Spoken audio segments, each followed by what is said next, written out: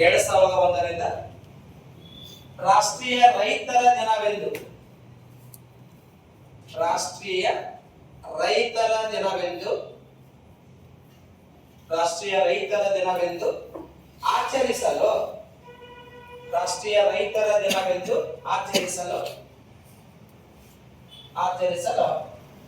ಪ್ರಧಾನಿ ಅಟಲ್ ಬಿಹಾರಿ ವಾಜಪೇಯಿ ಅವರು ಪ್ರಧಾನಿ ಅಟಲ್ ಬಿಹಾರಿ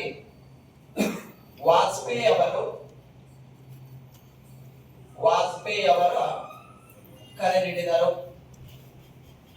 ಪ್ರಧಾನಿ ಅಟಲ್ ಬಿಹಾರಿ ವಾಜಪೇಯಿ ಅವರು ಕರೆ ನೀಡಿದರು.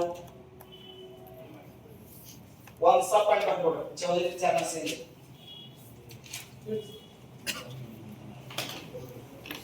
ಚೌಧರಿ ಚರಣ್ ಸಿಂಗ್ ರವರು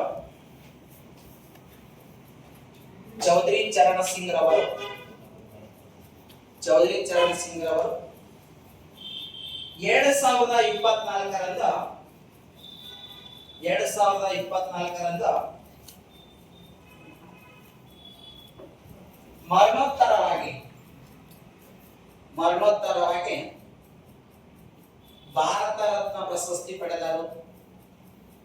ಮರಣೋತ್ತರವಾಗಿ ಭಾರತ ರತ್ನ ಪ್ರಶಸ್ತಿ ಪಡೆದರು. ನೆಕ್ಸ್ಟ್ ಏನೊಂದು ಸಪಂಡ್ ಹೋದರೆ ಚೌಧರಿ ಚರಣ್ ಸಿಂಗ್ ದೇಶದ ಪ್ರಧಾನಮಂತ್ರಿಯಾದ್ರೂ ಕೂಡ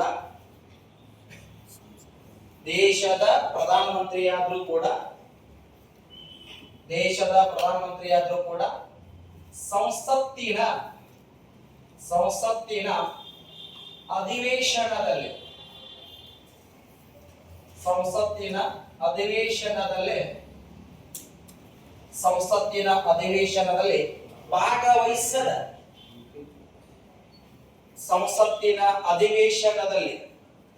ಭಾಗವಹಿಸದ